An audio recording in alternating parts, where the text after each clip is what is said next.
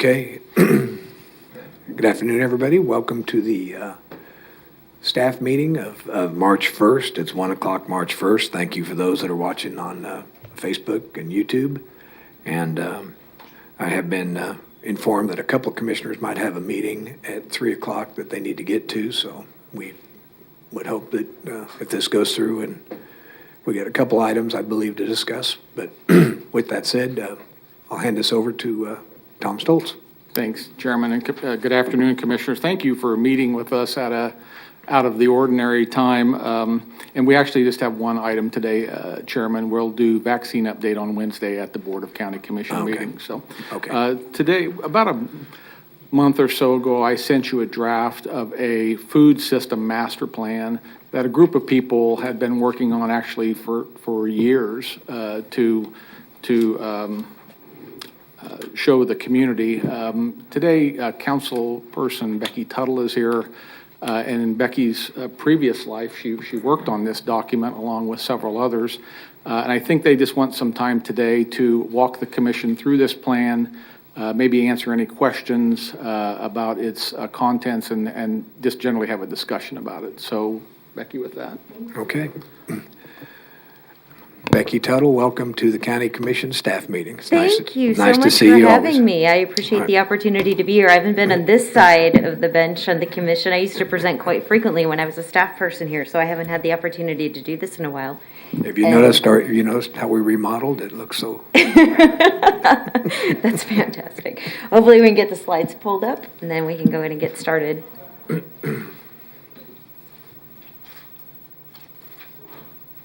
Am I doing something wrong, Kate? All right. Fantastic. Well, thank you again for letting me be here today. I appreciate your time and the opportunity, and I also want to thank you for your servant leadership. It's an honor to work and to serve with each one of you. I know that all of our goals are the same, is to make sure that we're serving our city and our county and doing it to the best of our ability, so thank you for the opportunity. I also come here today not only a city council member representing District 2, but I'm also the chair of the Health and Wellness Coalition of Wichita. I've been a part of the coalition for almost 2 decades since its beginning, and I've been the chair for about 5 years now, and our mission is to promote good nutrition and healthy eating and physical activity for every generation living in the greater Wichita area. I'd like to thank Commissioner David Dennis. He serves on our leadership team and does a great job and provides good insight. And then also our Food Policy Committee. I'll explain that a little bit more in a moment, but the Food Policy Committee was also instrumental in the drafting of this document and the information that you see. And then the Steering Committee. And if you look on page 2 of this fantastic 19-page document, you can see the Steering Committee members listed there. So those are the folks who really put a lot of time and effort for the last several years, as was mentioned, into this process. Also, I want to thank the community. You're going to learn a little bit more when my colleague Anthony presents, but we had over 2,000 folks provide input on this. I was asked by one of your colleagues if we have geographic information on all of them. We do from the respondents of the survey, but not from the pop-up events. But we tried very hard to make sure that we were getting an equal distribution across the county of people providing feedback. And then also I want to give a shout out to Tammy Creer. Tammy Creer is the chair of the Food Policy Committee, our fearless leader. She's the one who's really led this initiative with the steering committee. She welcomed Madison Rose, her new someone to love, a couple weeks ago, a little early, so that's why I get the opportunity to be here. And then my final kudos and praise goes to the Kansas Health Foundation. The Kansas Health Foundation awarded the Health and Wellness Coalition of Wichita the grant that allowed us to hire a consultant to navigate through this process. So thanks to the Kansas Health Foundation for that. So just a little bit about our agenda, and we're going to be cognizant of your time. Let's see. I'm pushing the arrow as Tony taught me. Oh, here we go. Yay. Okay, maybe just a couple times. So this is our agenda. We're going to go over just the background of how we got where we are today. We're also going to have Anthony explain a little bit about the actual process of developing the master food plan. And then we're going to have Eileen, who's our consultant, and Lawrence, who's joining us via Zoom, be able to give a little bit more on the plan, the actual plan itself. And then we'll have some opportunity for discussion and questions, and then next steps. So what is a food system master plan? I've been asked this quite a bit in the last few weeks since this has become more public. But a food system is what we call in our world of doing this work for the last few years is the process that we follow food as it moves from the farm to your table. And it's a large process. You can see it includes farmers, manufacturers, producers, distributors, and residents as the consumers ultimately. And it's depicted here on the right. This isn't actually a graphic that we developed. This is one that's been used nationally for years. And you can see there are many cogs in this wheel, and they're all equally important. As I mentioned, the growing, the buying, but then also disposing and reusing. Food waste is something that's very important to us as the Health and Wellness Coalition and the food policy, and something that we're cognizant of. The other point I'd like to make out, and I hope you'll get the flavor of this throughout this entire presentation, that this is a lot more than just the health impact of the food system. That is, of course, important, but every cog in this wheel also provides an economic development opportunity for our city and for our county. We're going to go in a little bit more detail about that in a few moments, but when you look at this, there are multiple opportunities and touch points for economic development. And I know that when we're all hoping, as we continue through the pandemic and the great work y'all have been doing, when COVID is in our rear view mirror and not our windshield, we're also going to be especially focusing on economic development opportunities, and this plan provides for that. So why does Wichita and Sedgwick County need a master system food plan? Sedgwick County residents spend about $1.6 billion on food annually. That was the number in 2018. And if just 5% of that, which is a lofty goal, but 5% of $1.6 billion purchases were of locally grown food, it would be an estimated $80 million that could circulate through our county and our community each year. Right now, it's less than 1%. It's about 0.2% for vegetables, 0.2% for fruit, 0.7% for vegetables. Drops way down when you get to chickens and eggs and other things. But if you can see a potential $80 million boost in our economy is something that's worth talking about, in addition to the health impacts that, of course, we're all interested in. And approximately 25% of Wichitans do not have access to healthy foods. We have 44 square miles of food deserts in our community, and that was some work that the Health and Wellness Coalition did a few years ago in 2013. So that's how we got here. Back in 2013, I was still at the Greater Wichita YMCA, but the Health and Wellness Coalition of Wichita conducted our food desert study, and it was actually called Food Deserts, Why You Should Care. And we learned that we have many folks in our community who have absolutely no access to healthy foods. The USDA definition of a food desert is living more than 1 mile from a full-service grocery store and in a zip code that is predominantly low income. It has to be both simultaneously. Normally, we see food deserts, as I mentioned, in low income, but also areas of color. So when we're all thinking about equity issues in our community, it certainly comes up. Another reason that we should care is because of extreme price fluctuations. And I hope you'll go to the Health and Wellness Coalition of Wichita, to our website, to take a look at this study if you haven't already. I'm sure some of you have. But one thing that was really alarming to us is not only do we have food deserts, but there's extreme price fluctuations in lower income areas. So for example, in a zip code in District 2 in city, for example, a gallon of milk probably costs less than a District 1 city of Wichita district milk. And it's because it's a lower income zip code. So that's something that we're also very aware of and trying to raise the awareness of. We also did in 2014, 2015, our Hurdles to a Healthy Access food study. And what we did is the leadership team of the Health and Wellness Coalition said, okay, we know we have 25% of our population living in a food desert, 44 square miles of a food desert. It's not enough to know that and not do something about it. So what's the next step? So we went into zip codes that were predominantly food deserts, and we did key informant interviews with residents. And we really only asked 2 questions. We asked, if you eat healthy, how do you do it? And if you don't eat healthy, why not? And from that, we identified 6 key factors or themes. So we identified that it was cost, quality, transportation, the stores, the sources, and also personal impact or personal preference. So again, this study is on the Health and Wellness Coalition website. website, you can go and learn more. But this became the genesis for the Food Policy Committee, which is under the umbrella of the Health and Wellness Coalition of Wichita. We knew we had a problem. We knew why the root causes were the problem, and that's why we decided that we needed to do something about it. So the next study that we did with the Health and Wellness Coalition of Wichita and K-State Research and Extension was the food system analysis or assessment. Again, it's on the website. You can go and learn more. But this is where we took a deeper dive into the economic development opportunities, and again learned that in 2015 that $1 billion was spent on food, and if 5% were local, it would be $54 million, and the numbers escalated in 2018, as I mentioned. So it's just in this study, again, I think I've sent it to a couple of you who have requested it. It's a really quick and easy report, lots of great work done by K-State Research and Extension, but just an opportunity to learn about food, not only from the health aspect, but again, the economic development opportunities. So I just want to give you a little bit of the past work of the Health and Wellness Coalition and the Food Policy Committee. And the reason we think this is important is so that you know lots of work has been done, lots of awareness has been raised. Many people have been involved in this process. So one of the things that we've done annually to try and raise awareness is we have a We All Eat event. I think a few of you have been there in the past. K-State Research and Extension, we didn't get to have it last year because of COVID, but we'll plan to have it next year.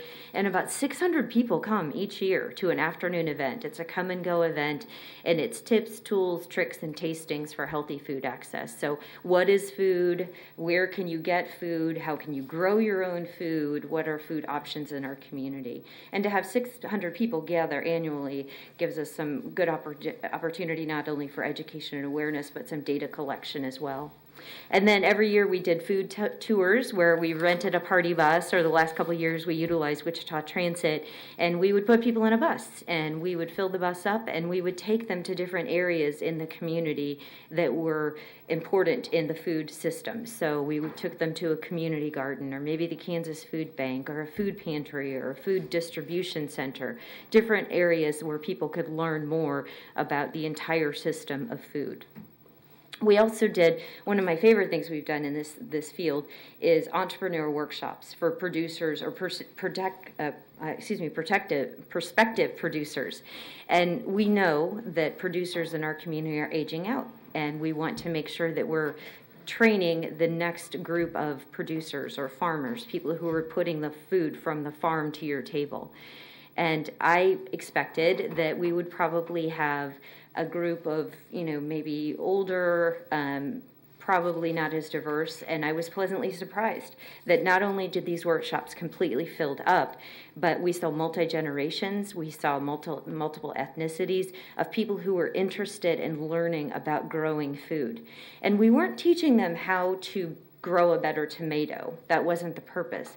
The purpose of the entrepreneur workshops were how to grow a better tomato and make money selling the tomato. So it really was an economic development opportunity. We also received funding through the Health and Wellness Coalition in the Greater Wichita YMCA for the Double Up Food Bucks program. And the Double Up Food Bucks program is what most people refer to as the Supplemental Nutrition Assistance Program, SNAP, or sometimes it's called food stamps.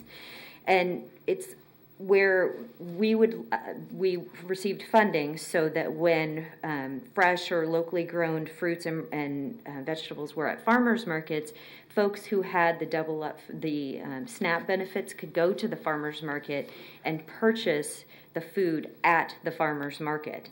And so the benefit was really three ways of it was supporting local producers. It was also healthy food consumption. The people who had the SNAP benefits were able to go and purchase twice the amount of fresh fruits and vegetables at a farmer's market. So it really was win-win-win. It was helping the community, it was helping the recipients of this benefit, and then it was also helping the producers. And then we've done things in the world of where people live, learn, earn, play, and pray as far as healthy food donation policies, trying to raise awareness that if your organization is doing a food donation, have it be healthier options. People give what you ask them to give, and so just providing some guidance and policy direction on that. And then we also developed Healthy Bites, Healthy Work Sites. It's a sample policy where work sites or organizations can adopt to offer better choices and education for their employees and for their constituents. And then finally, we have an ICT Food Circle Facebook group and partner collaboration, and it's all about local producers and where local food can be found and consumed. So something that we're quite proud of too.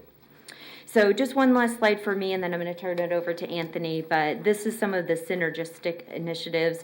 A few years ago, back in 2019, I'm sure many of us were involved in Project Wichita, and we haven't really spoken about it as much in the last year in the COVID world. But the Health and Wellness Coalition of Wichita and access to healthy foods was actually listed as one of the objectives. And then also developing and strengthening the regional entrepreneurial ecosystem. We feel that the Master Food Plan, through its initiative to try and help local producers make it easier to grow and sell their product, will also be an opportunity to work with entrepreneurs and to develop that ecosystem. So with that, I'm going to turn it over to Anthony, and he's going to tell you a little bit about the process and how the plan was actually developed and the steps involved in the community engagement. So thank you. Okay. Thank you. I don't see any questions now. I'm assuming their questions and comments will be saved for after this. Thank you. I was going to say, yeah, if you could save any difficult questions for Becky, that'd be great with me. My name's Anthony Seiler. I'm the Executive Director for the Sedgwick County Farm Bureau. We represent about 900 farm and ranch families in the county. My wife and I are proud residents of Delano, and my family still operates an active dairy and crop farm out by Bentley, so in the northwest part of the county. And thank you all for having me today. I want to visit with you a little bit about phase 2 of our project timeline here, the community engagement process, which ran from January through September of last year. You can see here, Becky already pointed out, but our steering committee roster, we did our best to assemble a group of well-rounded folks from throughout the food system. This group met monthly throughout the process, at least monthly, and with their help we shaped the plan from the very outset, designed and implemented the engagement strategy, and provided valuable input along the way, which brought this plan to fruition, the one you're looking at today. We also had great support from city and county staff throughout this process, and just want to say my gratitude right now, and none of the work that we accomplished would have been possible without their professional expertise. Here's our food plan engagement process. We broke it into 4 parts, some of which ran concurrently. We began with the community-wide survey, which launched in January and ran through September. The second plank of that was, as we call them, pop-up events, where steering committee members attended and spoke at different community-wide events. We also hosted our own roundtable events to gather feedback and issues from experts and stakeholders within the different parts of the food system. And then finally, we gathered all that feedback together and asked some of those key stakeholders to help us prioritize plan objectives and action steps under each goal. And I'll run over each one of those here in more detail in these next slides. So first, the community-wide survey was opened in January. Our 2 objectives here were to gather what the perception of the local food system was within our community, and then to engage residents in helping us prioritize the proposed plan goals. We started with 8. We consolidated those into 3 in the final plan that you see before you. This process ran for the better part of last year and reached over 2,200 residents in our county. The next was the pop-up events. The steering committee members attended 25 of these events. They were community organization meetings, community coalitions, City of Wichita District Advisory Board meetings, and local food producer workshops, things like that. The goal of these was to solicit feedback from folks who were already engaged enough in our community to be attending these kind of meetings, and to also promote participation in the survey and the plan at whole. In addition, the third plank then, we hosted 6 food roundtables. In these, we paired proposed goals. So we had 6 in total, which engaged over 120 stakeholders from the local food system. And these gathered key insights on policy barriers and opportunities for each of the proposed areas. You can see here on the slide how we broke those out. And also, I should note, as you can see in the slide too, these started off in person and we had to transition to virtual meetings as the year went on. So after those first 3 parts of the community engagement process, as we were reviewing the data and going over the feedback we'd gathered, we went back one more time to about 60 of the key participants from our roundtable discussion. These were the content matter experts in their particular fields. And we asked them to help us prioritize the objectives and action steps under each goal as we were getting ready to write that plan. Lastly, then too, you know what they say about well-laid plans, and that was true for us as so many others last March when COVID-19 began to affect our community. This greatly disrupted our community engagement process and is one of the reasons why it went through September of last year as we extended those timelines to be able to really do the outreach in our community. Previously scheduled events and coalition meetings had to be postponed or canceled, and a lot of these were the pop-up events that we were meeting at before COVID took place. Additionally, a lot of those meetings we attended virtually, and our roundtable discussions that hadn't already been held moved to virtual meetings as well due to in-person meeting limitations. However, despite those challenges, community members and stakeholders responded to our request for information and provided rich insights that shaped the final plan that follows this. And with that, I will turn it over to Eileen Horn to go over the details of the plan itself.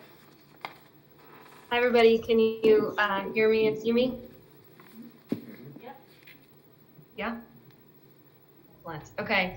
Anthony or Becky, I might ask you to advance the slides since we don't have any way to do that from, from Zoom land. But if you could go to the next slide about how the food plan is organized, that would be great. So I'll just pause here to quickly introduce myself. My name is Eileen Horn. I work for New Venture Advisors. We are planning and business consultants that help communities shape and grow their food systems.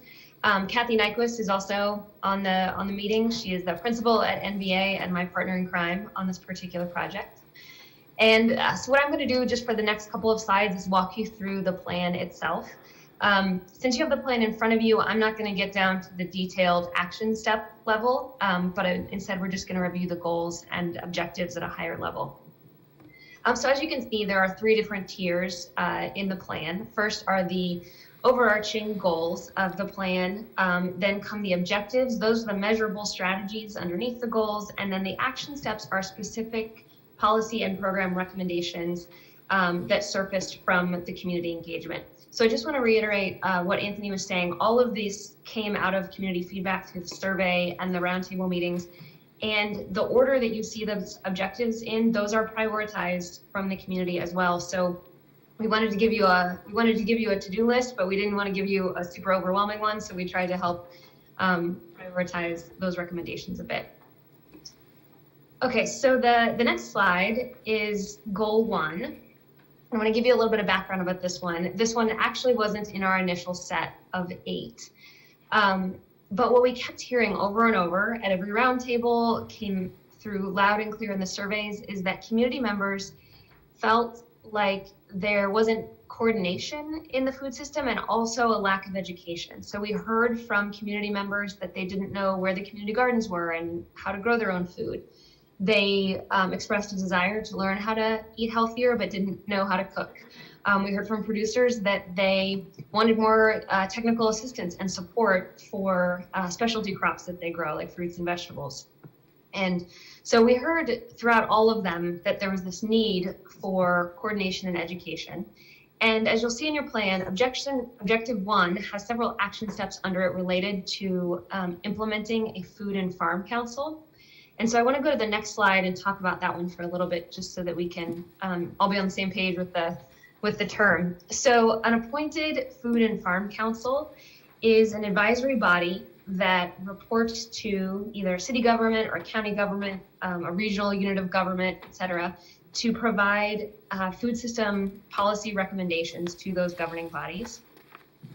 Some cities that are peer cities to Wichita, such as Omaha, Kansas City, and St. Louis, all have food policy councils.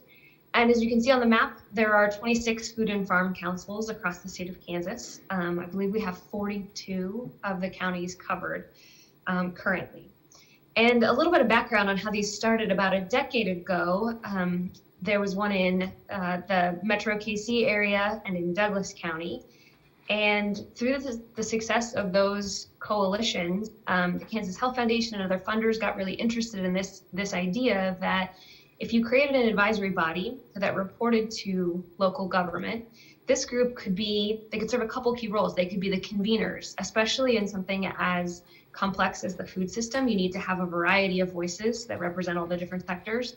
So Food Policy Council can convene those folks together and can help them coordinate services, coordinate efforts. Also, that advisory body can serve as a way to refine an idea. So for example, when I served on our Douglas County Food Policy Council, there's always been talk of where's the best location for the farmers market, where do we put the year-round market? And that was something that our Food Policy Council took on, researched, applied for a USDA grant on behalf of our farmers market, and assisted them with developing the market. Which brings up another really important point that food and farm councils can do, and that is that they can seek funding. Many of the USDA funds are aligned currently to support local food systems and require a stakeholder body like a food and farm council to be present in a community for that community to receive funding. So there are a whole slew of grants that have come through USDA in recent years, and most of them require this stakeholder coalition in order to fund a community. And as you'll see, there's a little logo on the bottom right-hand corner of that map. There is an organization in Kansas called the Kansas Alliance for Wellness. They are the umbrella organization that supports all 26 food and farm councils. So should you all decide to adopt the plan and move forward with implementing a food and farm council, there is an umbrella organization in the state that can help with model bylaws, that can help with planning meetings, setting an agenda, et cetera. So there's really great backbone support here in Kansas for food and farm councils. Okay, next slide is goal 2. This goal was the number one highest ranked goal in the plan, and that is improving access to healthy food.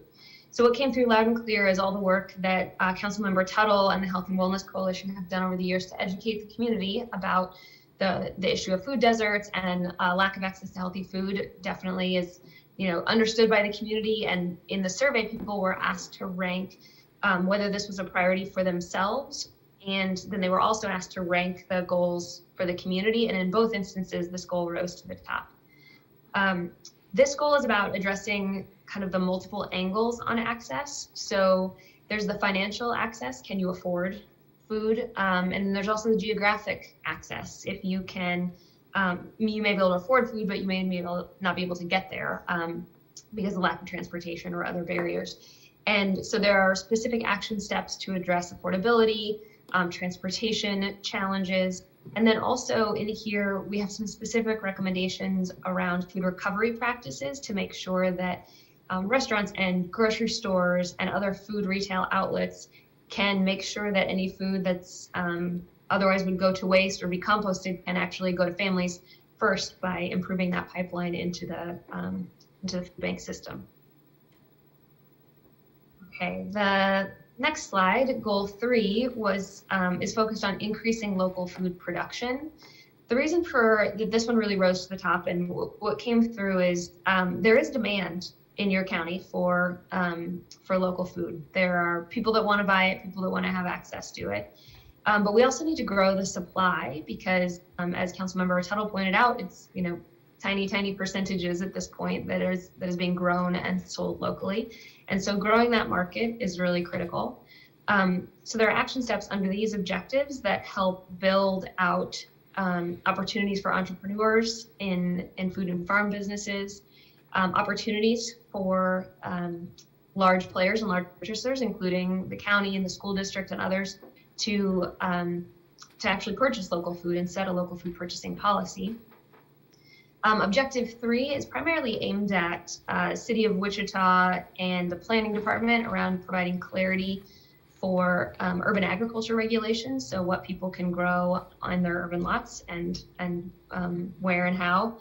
And then the 4th objective, we heard from a lot of folks, I think COVID-19 really laid bare for a lot of us the challenges in our food system, and there was a lot of interest in resilience and people growing their own food. We have Rebecca McMahon from K-State Research and Extension on the Zoom call as well, and she told stories of hundreds of people signing up for Gardening 101 Zoom classes in March and April as the pandemic was getting going. So we know there's definitely interest in that topic as well. So that was the high-level overview of the goals, but we really want to hear from you, answer your questions, clarify any points, and hopefully see where we can go from here together. Okay, well, thank you, a lot of information here, a lot of research and a lot of history. So to me, I'd reviewed it before, but thank you for the explanations. Is there any questions at this point from commission or comments? Commissioner Cruz. Thank you for this presentation. Thank you so much for being here today. This is a lot of info for sure, like the chairman mentioned. I just have a couple of questions around, so the first slide, and maybe Becky, this is for you, or whoever wants to answer. It says, I wonder how we can incorporate social service providers in what is the food service master plan. So how like the Phoenix works with our probation officers to include them in working out to stay sober. So how could we include inmates that get out of prison or ComCare folks who are looking for socialization? How could they be included? And maybe this is just an idea, or if they already are. I'll give it a go, and then if Anthony or Eileen want to jump in, and that's a great question. I think there's many seats at the table. Our first step when they asked at the city, and I'm sure y'all too, is what do you want, right? And this is a huge, robust plan. We anticipate this is a 10-year plan. This isn't a problem that was developed overnight. It's not going to be a problem that's addressed overnight. And so one of the first things that we are hoping for is adoption of the plan on both sides of the street, but then also the appointment of a food and farm council. And the food and farm council, or whatever we decide to call it in our community, that's a name that's quite frequently used in the state of Kansas, but would be the opportunity for the group to kind of move steps forward. And so we could make sure that organizations and entities such as that have a seat at the table, so they're representing the underserved. There's also still the Health and Wellness Coalition of Wichita and the Food Policy Committee that will be also guiding and working, aside with this hopefully publicly appointed board. So there's lots of opportunities for engagement to make sure that all voices are heard. That's one thing is, I think, been consistent through the work that we've done, is that this just isn't an issue for people who live in food deserts. The food system affects everyone in our entire community. Even if you're not in a food desert, you probably know someone who is, or you work with someone who is, or they're impacted in some way. And then also the economic development opportunities. So we could make sure that they were engaged in a meaningful way. And I love the idea of a council and a committee. So the past work, when you talk about We All Eat and food tours and all of these things, do you have anything scheduled? We are all in anticipation of the not the new normal, the next normal, whatever it is after COVID. But we hope in 2021 and into 2022 we'll be able to regain some of our normally scheduled activities. We did pause and pivot and did some things virtually and did some things via social media that we hadn't done before. So just like everyone else, it made us think in different ways. But the one thing that's remained consistent, you can see by the development of the plan, even though the challenges of COVID, is everybody believed in it and stayed incredibly steadfast and united so that we could take this to fruition. Mm-hmm. So I know we'll have other things coming as soon as everybody can get out and feel safe again. Should they follow the Health and Wellness Coalition? Yeah, How? Thank you. You can follow us on social media. We have our website. There's also the ICT Food Circle. So yeah, Health and Wellness Coalition of Wichita. Thank you. Great plug. Thank you. Sure. My next question is around the 2,200 residents that participated in the community-wide survey. Is there a breakdown of who participated and what their income level was, where they lived, all the demographics around the 2,200? Yeah, I think there was a slide that was maybe sent in the packet. It isn't in the presentation. If not, we can make sure that it gets to you. But we do have a slide that shows where folks were represented. If they took the survey, and we did the survey in English and Spanish, we also made sure that we tried to get to as many different representative areas of the community. If they took the survey, we captured their demographics. If it was just a pop-up event, one of our social or in-person events, we didn't collect everyone's information. Okay. But we tried really, and Anthony may want to address this, but we tried really hard to make sure that it wasn't, as I said when I did this presentation across the street last week, it wasn't just foodies or people who believe in this topic, but really get a broad scope of representation from across the city and the county. Yeah, this is a great map. I'm sorry I missed this. That's okay. There's a lot of information. We understand. 19 pages. It's a great document, but it is beefy. Yeah. Yeah. Well, I have learned a lot in just this short time. I will look this over when I get a little bit more time, but I'm excited that we're addressing this in our community. Absolutely. So Thank you. Thank you thanks for being here. Yeah, thank you for the questions. Commissioner Dennis. Thank you, Mr. Chairman. I appreciate it. And Councilwoman Tuttle, thank you very much for being here and bringing this plan to us. Anthony, thank you very much. And I really appreciate the fact that Farm Bureau is involved in this project. The majority of my district is rural, and we rely on those folks to produce the food that we eat. One of the things that I remember growing up is that we grew almost all of our own food. That was just natural to us. And the neat thing about it is we grew so much, and back then, Dillon's would buy it from us. I don't know if Dillon's will buy something from someone right now or not, but we produced an awful lot of tomatoes and green beans and corn, and we could take it to the back door of Dillon's, and the manager would buy it from my father, and actually that's how we bought our school clothes, so that I could go to school each year with some nice clothes. So there's an economic impact to this, especially to some of our producers that have smaller plots of land that they can use to grow the different foods.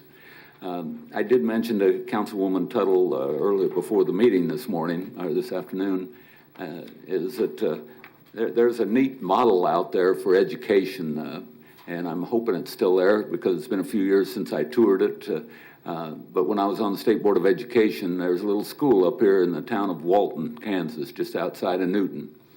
And they use that school to teach the kids a couple different things. One is they teach the kids how to be more self-sufficient and how to grow their own food. But then they sell their product. They sell eggs, they grow animals, they sell those. They've got their own greenhouse. They put a windmill up that runs that greenhouse. So there's an education process here that maybe we can explore a little bit and see how we can adapt that to an urban area like we've got here in Wichita. So all these are just ideas, and I appreciate the ideas that you all are bringing forward to us, because I think this is something that we definitely need here. We definitely need a plan to figure out which direction to go forward. I don't really have a question. I just appreciate what you all are doing.